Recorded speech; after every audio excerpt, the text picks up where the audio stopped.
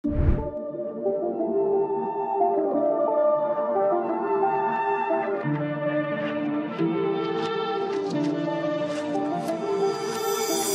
up, guys? Welcome into a new episode of Chargers Weekly.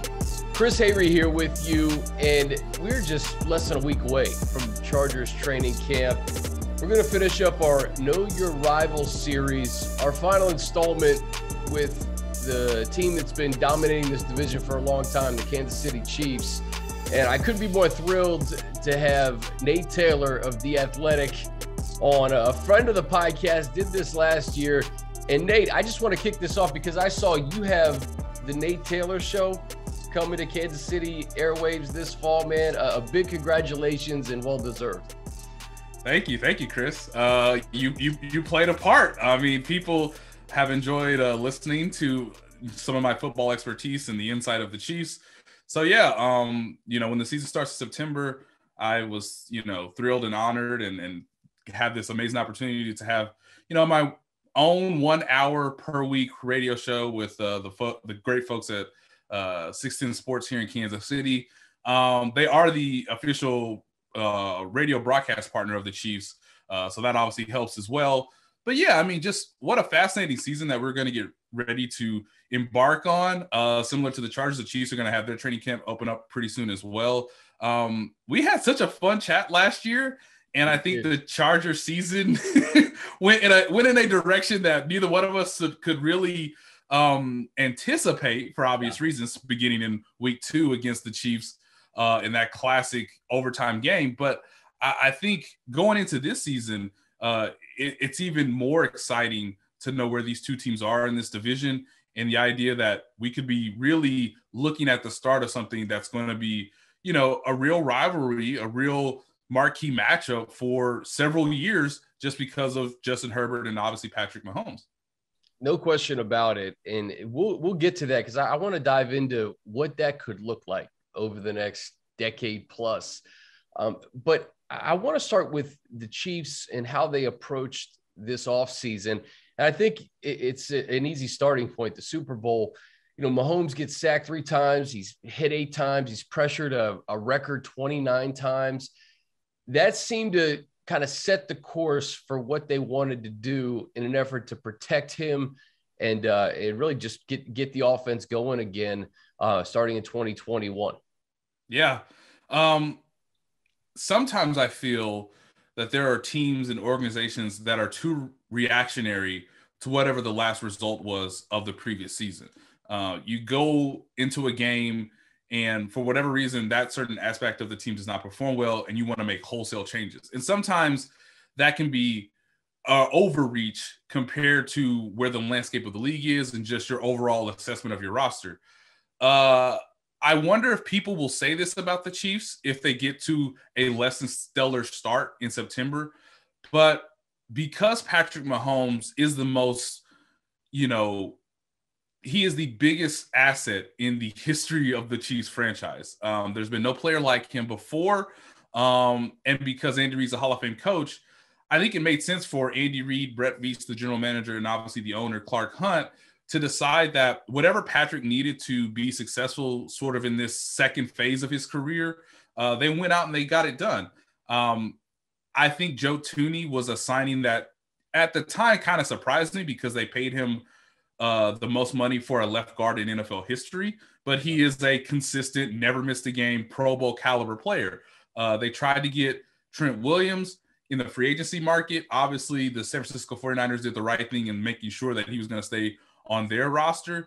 And so they quickly pivot, and right before the draft, they get Orlando Brown Jr., who played most of his career at right tackle for the Baltimore Ravens, but will have the opportunity to protect Patrick Mahomes and sort of live out the dream that his father once had in being a left tackle in the NFL as well with the Ravens and the Browns. So they've drafted Creed Humphrey, who I think will probably be the starting center, a young guy out of Oklahoma who was really, really good in college. Laurent Duvernay-Tardif comes back from, really giving a lot of himself in his hometown of Montreal to obviously combat the COVID-19 virus, and it's just an amazing story. The idea that he was the lone NFL player active to have a medical degree and then use it in this unusual circumstance is truly remarkable. And he'll come back, and he has a inside track entering training camp to be the right guard.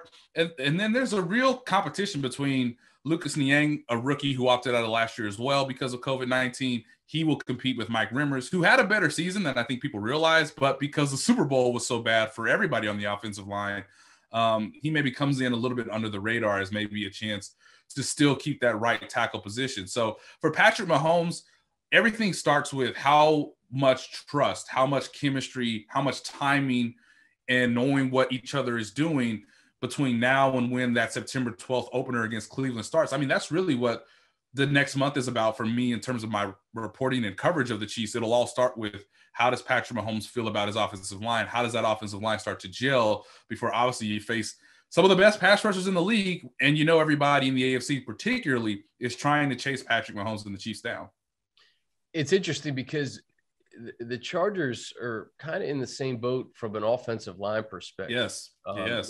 Justin Herbert had a fantastic, offensive rookie of the year season, but he was pressured a lot. So you bring in Corey Linsley, you draft Rashawn Slater, you bring in Matt Filer and Ode Abuchi. You hope Brian Bulaga stays healthy. So I think the Chiefs and Chargers both have that same question at the beginning of the year. How quickly can a new look offensive line gel, and how comfortable is the quarterback going to be under center? So I think that's fascinating. And, defensively, Nick Bolton from Missouri was the second round pick. Obviously I want to ask you about Frank Clark in that situation and what the Chiefs have done to kind of potentially combat what could be in 2021 there across the defensive line, and then any other notable moves on defense, Nate.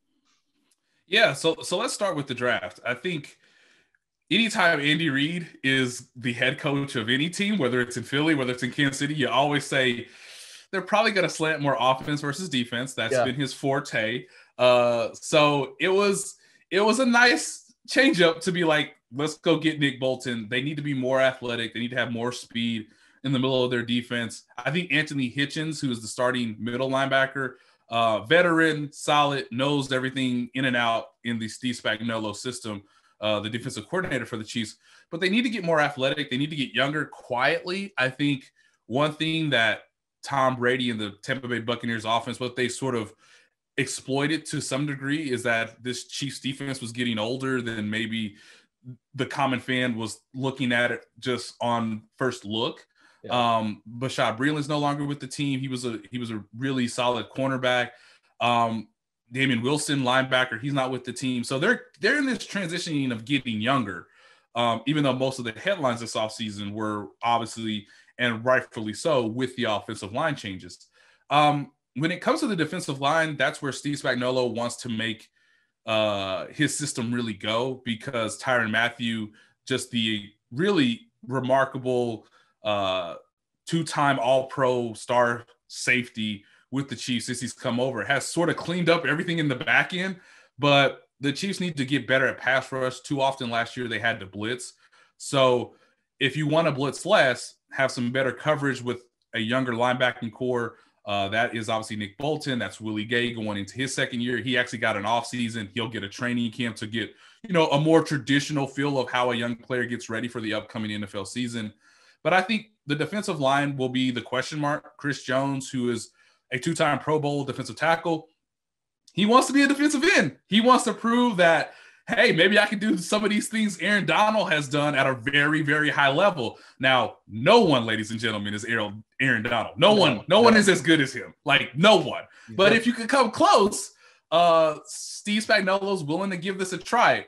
Will the experiment last for 2 games, 6 weeks, the whole season? I don't know. It's one of the more fascinating aspects of it, because all they could count on last year from the defensive end standpoint was Frank Clark. And even Frank Clark suggests, and if you look statistically, didn't have his best season, although he was a consistent performer and played better when the team was in the playoffs in January. He even got a sack in the Super Bowl. The problem, though, is that they drafted Joshua Kando in the 4th round. He's more of a developmental player. Obviously, Chris Jones is moving to defensive end. They did sign Jaron Reed, a really talented defensive tackle, to sort of take his place so that this experiment could really get off the ground.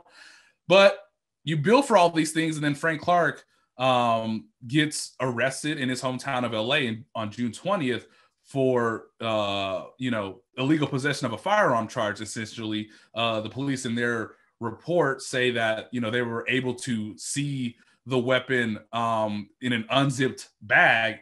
So there's a real chance, I believe, that the NFL will look into this. Obviously, the Chiefs are aware of it. There's obviously a legal and due process that has to go on with Frank Clark, who will be, I guess I should say this, his next court date is on October. But the league, as we've seen in the past, has made decisions before a season, or they may let the legal process play all the way out, which means this may roll all the way into 2022. But if the league decides and deems that because this was Frank Clark's second arrest for this particular offense, they may choose to suspend him under violations of the league, conduct policy, the league personnel conduct policy, and that may be a multiple game suspension. So the Chiefs were interested in Melvin Ingram. He decided to sign with the Pittsburgh Steelers because I think there was a more of a guaranteed playing opportunity there, at least starting for Melvin Ingram. Obviously, Chargers fans know him well. We'll see what left he has in his career. And so the Chiefs pivot, and they re-signed most recently Alex Okafor, who, if he stays healthy, is a really solid rotational pass rusher. The problem is whether it's Alex Okafor or Taco Charlton, can those guys stay healthy? So look, the season on defense may come down to how quickly the young guys can develop, especially at the linebacker position. And can Chris Jones apply pressure to quarterbacks like Justin Herbert, athletically gifted, mobile, are going to put you in a bind, especially on the back end? Can he put pressure on those quarterbacks from the edge and the interior and make the offensive line always have to account for him to give a Chiefs defense an edge that, honestly, if Tyrann Mathieu slips, if the secondary isn't as good as it was last year, you can see some real aggression. There's real chances for this Chiefs defense to not be as good as it was last year, or to not be turnover dependent. So much of this will come down to Chris Jones. We'll see what happens with Frank Clark, and can they tackle in the middle of the field because they have more younger athletic linebackers equipped to take away some of those angles for opposing quarterbacks. Nate, a great breakdown offensively, defensively. Just before we came on, we talked about this, and this is fascinating. I want to get into this because we're looking for a modern day rivalry, right? Last year, week 2, no one had a clue Justin Herbert was going to start. The game was incredible. The Chargers led wire to wire until the end. Chiefs win 23-20 in the first game at SoFi Stadium for the Bolts. Week 17, you throw it out. Mahomes wasn't in there. So week 3 at Arrowhead is going to be the first time that we know Patrick Mahomes and Justin Herbert are going to be under center. They'll play again Thursday Night Football in week 15 in Los Angeles. This has the makings, to me, Nate, of a really awesome quarterback rivalry between two young guys with talented teams. Obviously, the Chiefs have proved it year in and year out. The Chargers have a lot of talent. We use that term in the offseason on paper, but a lot of talent at the skill positions. Really, they're a pretty complete team when you look at the roster on paper. But Mahomes and Herbert, I'm just fascinated by what that could look like, not only in 2021, but 2031. Mm-hmm. I mean, it's something that should get Chargers fans jacked up. It's something that should get Chiefs fans kind of looking over their shoulder, right? For the last few years, the Chiefs have had the best roster. They've executed in the most critical moments of divisional games. And so as a football fan who enjoys the history of the game, I can't tell Chargers fans enough.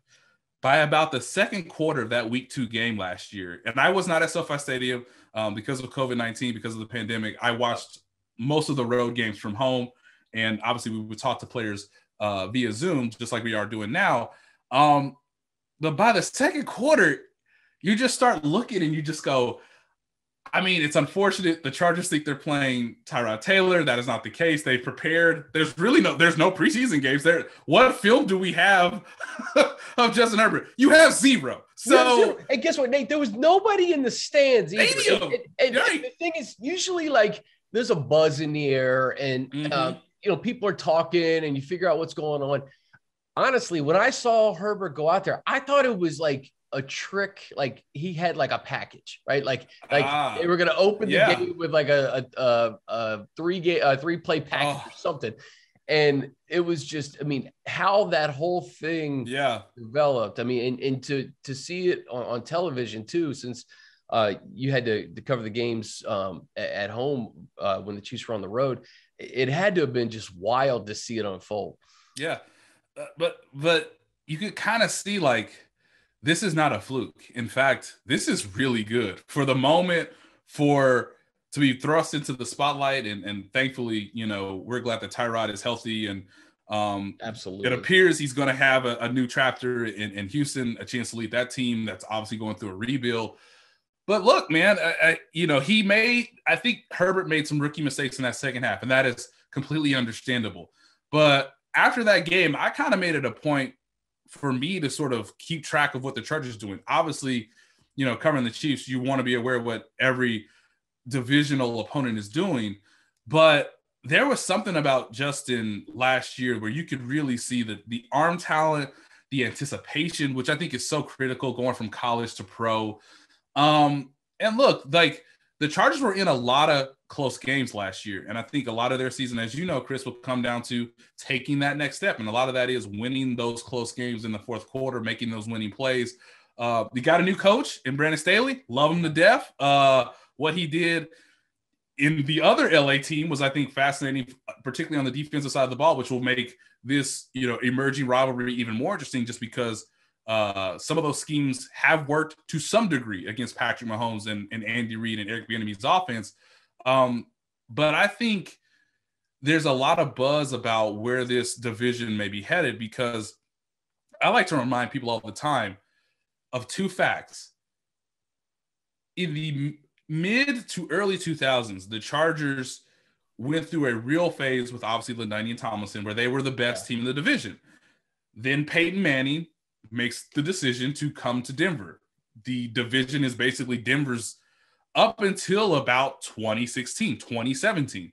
That's when Alex Smith has the best year of his career. The Chiefs have drafted Patrick Mahomes. Obviously, there's a little bit of a motivation factor there for Alex Smith. Mahomes takes over. They have won the division ever since. There really hasn't been a year where you could go into it and say, I could see that team chasing this team down, or I could see that team giving this team a run for their money without seeing any of the results before the first kickoff. So I think that's where we're there. The second point, which leads to this Herbert Mahomes, emerging rivalry, is I went through Pro Football Reference earlier because I knew we were going to talk, Chris. And the funny thing is, like, okay, the Chiefs had Lynn Dawson. The Chargers had Dan Fouts. Okay, the Chiefs had Joe Montana. The Chargers, they had Drew Brees.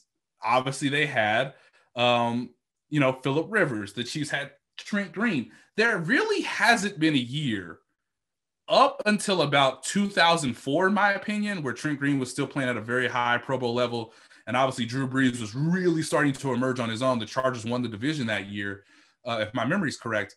And since then, since 2004, it's been, either one team's got the quarterback and the other team doesn't, or both teams are kind of in this rebuilding process. So this is a time where I feel like, okay, for the next 10 years, as you mentioned, Justin Herbert, Patrick Mahomes, who plays better in these two divisional games each year, has the advantage to win the division, has the advantage to have a home playoff game in January, may force the other team to come down for part three.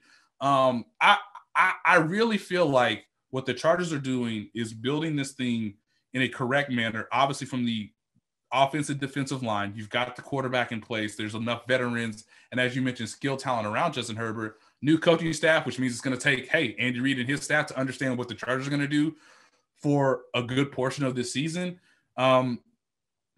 my initial thought is maybe the Chiefs somehow escape another close Chargers game in week 3. And then you get to December and maybe Justin Herbert, all those experiences, it really makes for the Chargers winning that game.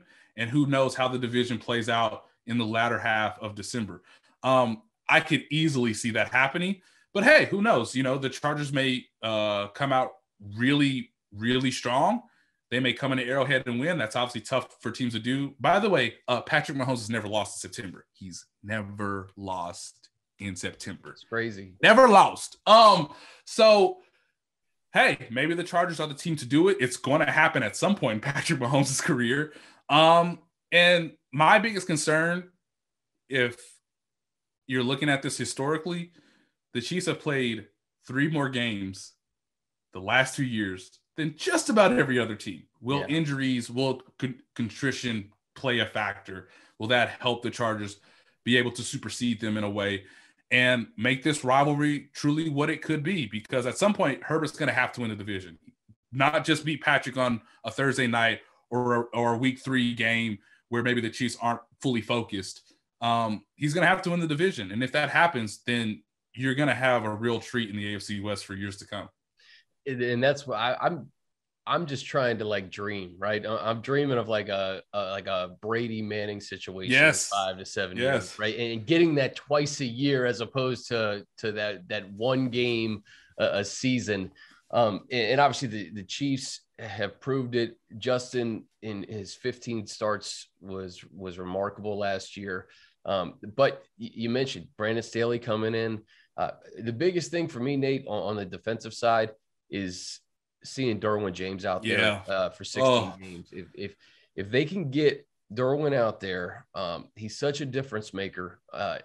You have a guy on each level of your defense, Joey Bosa, Kenneth Murray, who I think is really going to take another leap in year 2, and Derwin, coupled with Brandon Staley and what he's going to do defensively.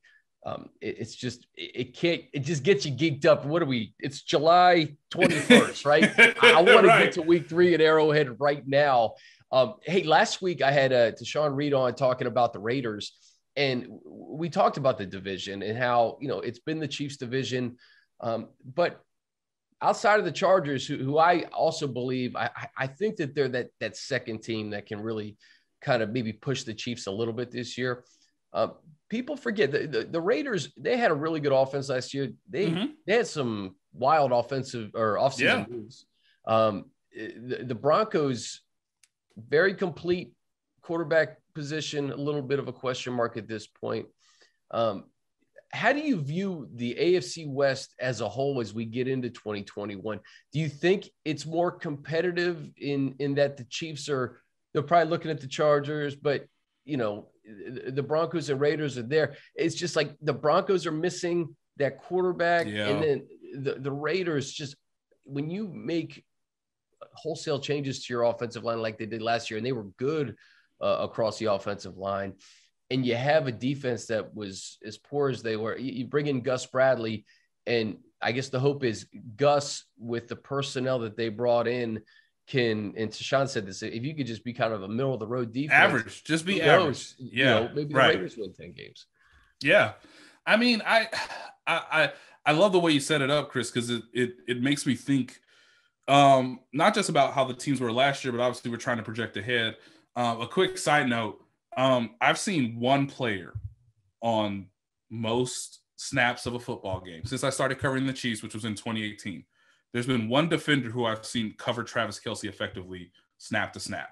That player is Derwin James. Like I hope he stays healthy. I want to see what he can do, particularly after knowing his career arc, what the last 2 seasons were. I mean, when the Chargers made that great comeback in 2018 on a Thursday night, Derwin James covered the living hell out of Travis Kelce. I mean, in a way that it was really stunning, and I haven't seen it since. And I know some people will say the Tampa Bay Buccaneers have great linebacker play, but it's hard for me to assess when 4 guys are in the backfield 2 seconds after the ball is snapped. I mean, it's just like it does make the job easier covering Travis Kelce if you can get to the quarterback that quickly through a makeshift offensive line. Switching to the AFC West, I'm not sure I trust the Denver Broncos coaching staff. And I say that because I think Drew Lock has talent. He has not progressed the way that I think he should have. Not to say he was going to be like a top 5 quarterback, but I thought there was legitimate talent there. Yeah. They have skill position players. One thing I noticed from the way Denver operated, particularly in the second half of games, was you want to make adjustments, but at the same time, you want to accentuate your players' best traits. And I don't know how much Denver did that last year. For Las Vegas, I feel like Derek Carr had a quiet career year. And I know he was catching some gruff about the way the season ended last year, but I think Darren Waller's excellent. I know Josh Jacobs is capable of having a very strong season. Until I see it, I don't know if I can trust the Raiders defense, even with the new staff, even with the new changes. You mentioned the offensive line.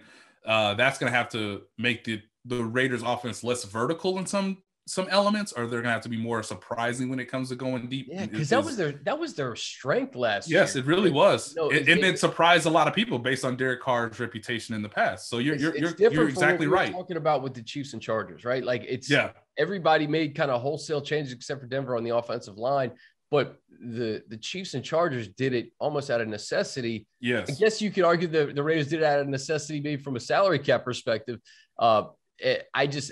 That I think is going to be very interesting because that was one of the strengths of their offense. And how is that going to look in the first quarter of the season?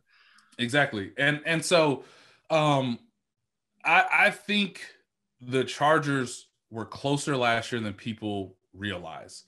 Some of that is because as a rookie quarterback, you kind of just have to go through these experiences where one game in particular that comes to mind when I think about Justin Herbert progression was what he did in the second half against the New Orleans Saints.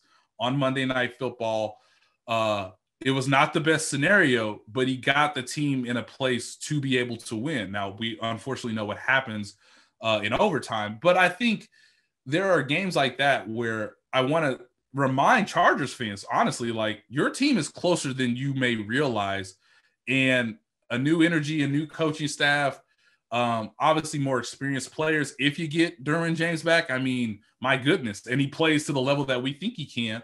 I think there's a real reason, and I know this is both audio and visual, but there's a real reason to think that the Chargers are ascending. And I'm not saying the Chiefs have plateaued just because they've obviously got new players. They're obviously going to be motivated to try to get back to a third straight Super Bowl, which is really rare and almost unprecedented in NFL history if your name's not Tom Brady or Bill Belichick. So they have all the motivation in the world too, but just you can't do it at this level this long in NFL history most times. Now, maybe Patrick Mahomes is the exception. Andy Reid is obviously a Hall of Fame coach, as I mentioned before. But you see these paths crossing. You see the Chargers ascending, in my opinion, and you see the Chiefs, unfortunately, you kind of logically at some point need to have a dip. And I'm not saying it maybe starts with Super Bowl 55, but maybe we look back at it 2 years ago and say, hey, maybe the Chiefs window was that 18 to 20 range. And then they're obviously going to have to retool and try to stay in, sort of that contender range. We're not even mentioning the Buffalo Bills. We're not mentioning the Cleveland Browns. Obviously, those teams are going to be a part of this moving forward, in my opinion. But I feel like it's still the Chiefs' division to win, ultimately. It is the Chargers' responsibility to push the Chiefs as much as possible as the second best team. I would say the Raiders, just because I still trust Gruden. I still trust Derek Carr to some degree, even though I know they've made changes. And look, they're going to be playing a lot of blowouts a lot of shootouts. They'll be playing a lot of shootouts just because that defense is young, inexperienced, or lacks talent at the positions where you really need talent. And then I don't know what to make of the Broncos, right? I mean, it's interesting. I don't know. They got better on defense, just getting Von Miller back and beefing up the secondary the way they did, and getting Patrick. By the way, the cornerback who was the quarterback they selected again? It wasn't Surtain. Was it Surtain? I can't remember now. To the Broncos. Yeah. It was Surtain, and then they got Kyle Fuller. And That's right. They got Darby. So like they beefed up their secondary. It seems like, and they had the skill position players, right? You have Noah Fant, you have Jerry Jeudy. It's just okay. Cortland Sutton's coming back. Mm-hmm.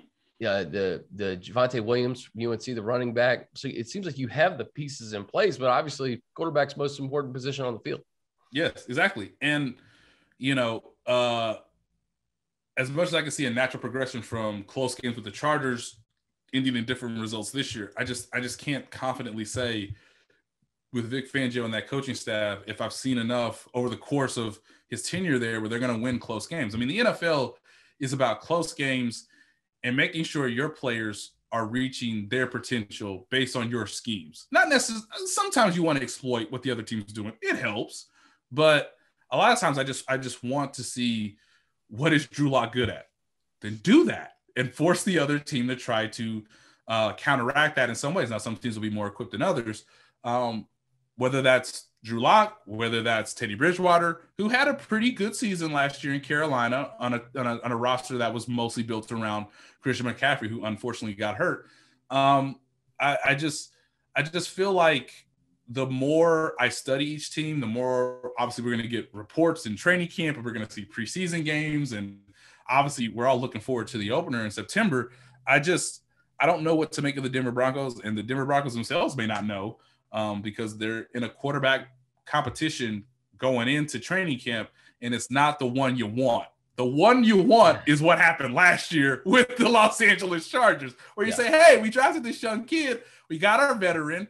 Let's just have him compete. Let's see where we are. We probably know how the season's going to start, but eventually this will be handed down to the young rookie quarterback.